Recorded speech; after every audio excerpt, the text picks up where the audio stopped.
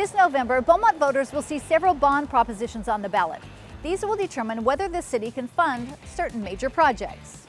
In the state of Texas, many cities do general obligation bonds, and they are for projects that you don't have in your general revenue to be able to complete. So if you want to do special projects, you go to the voters and let the voters decide. Typically anywhere from every 5 to 7 years, municipalities have bond elections. Even school districts have them. Typically more often than cities, every 3 to 5 years to provide infrastructure. So Beaumont hasn't had one in 42, 43 years, so it's time to have one. The 2025 City of Beaumont bond package includes 5 propositions which comprise 3 categories. Prop A includes infrastructure with improvements to streets, sidewalks, and drainage across all 4 wards.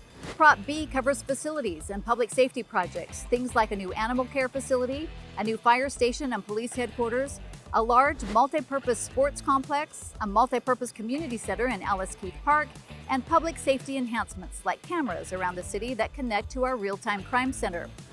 Prop C builds on quality of life in the city with parks and recreation enhancements, including ADA accessible playground equipment, upgrades to Terrell Park and the Botanical Gardens, as well as a field conversion at the athletic complex.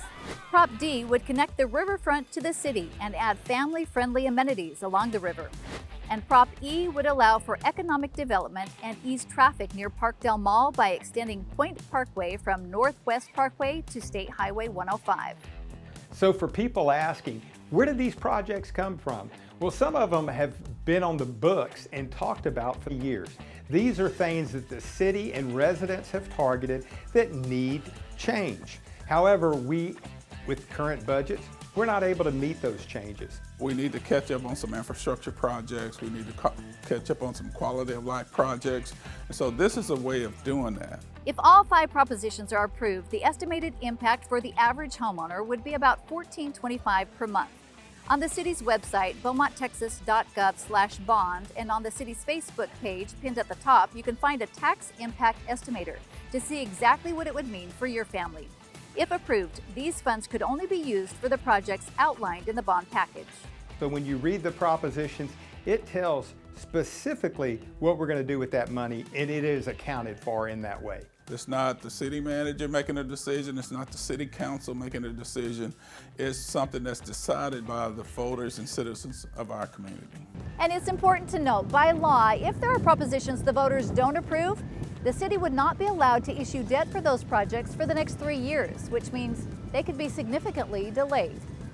But we want to have everybody look at these propositions, understand them, and see if they believe they're important for the city. To find out more, go to beaumonttexas.gov/bond or beaumontbonds.com. These websites include project details, maps, cost breakdowns, and answers to frequently asked questions. You can also learn more about upcoming public meetings where you can ask your questions in person. And this is just an additional tool, and it's a tool that you as a resident get to vote on, and you get to decide the future of our city. Early voting begins October 20th and runs through October 31st. Election Day is Tuesday, November 4th. For all of your election information, including polling locations, go to beaumonttexas.gov/election.